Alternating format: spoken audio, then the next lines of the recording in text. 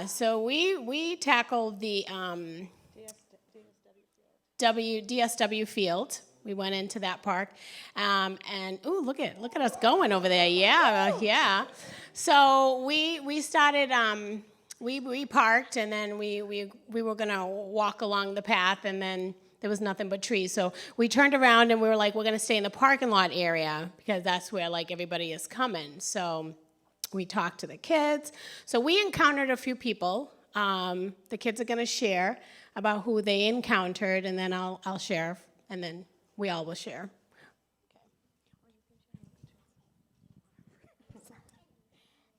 So they were over there talking to him. Me and Leah went over to a couple over there, and yeah, they're in the picture.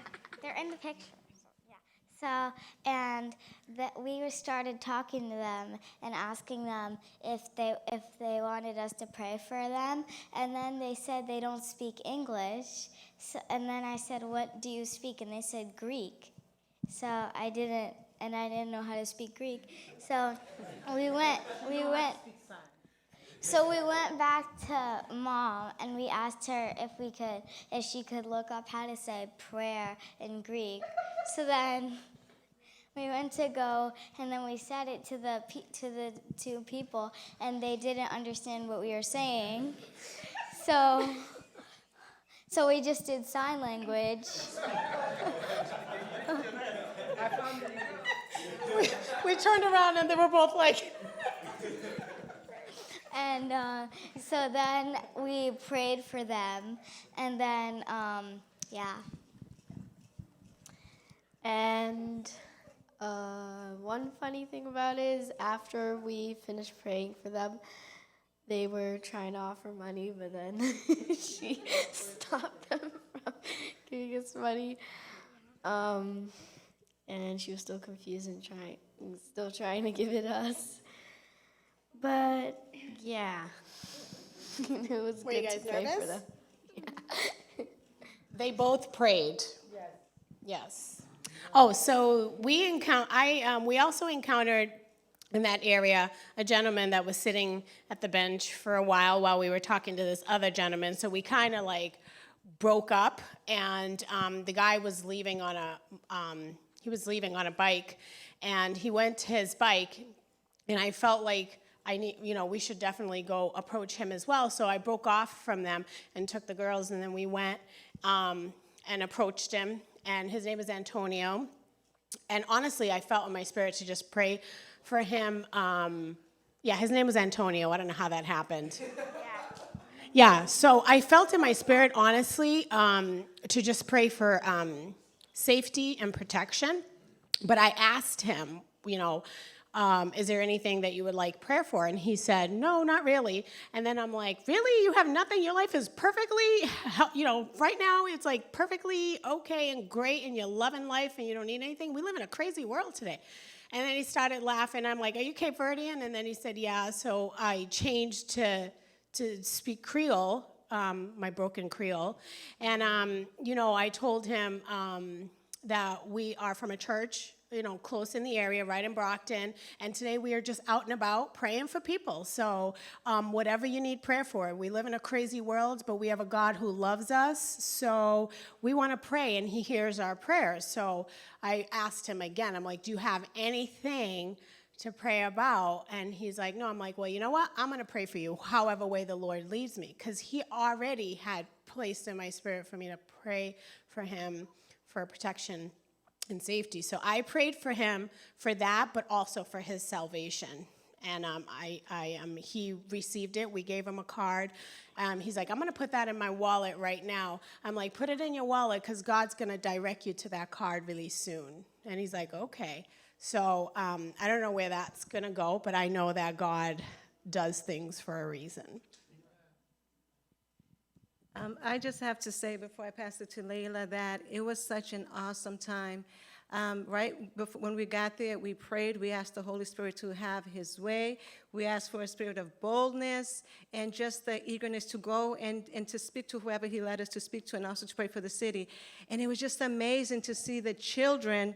They were just like they weren't like, they said that they were nervous, but you wouldn't see it because they were just going to people, handing out flyers, praying.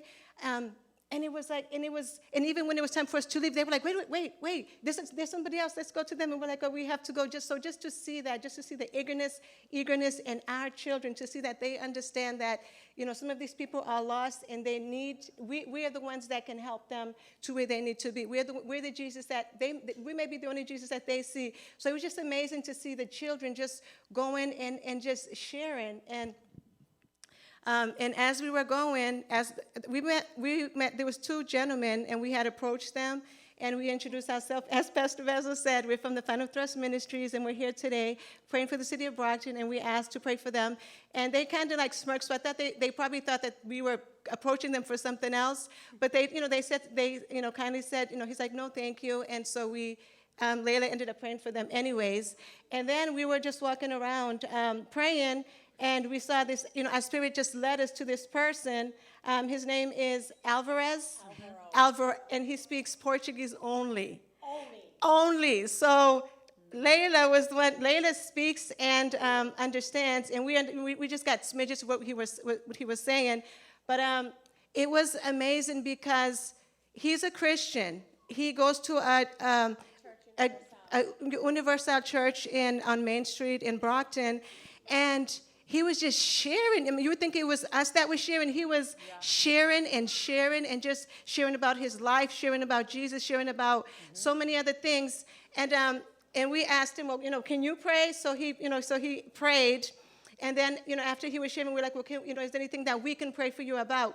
But the Spirit, the Spirit already put in us that there was like something, he was discouraged. Though he was there, he was sharing all that, but there was still a spirit of discouragement in him.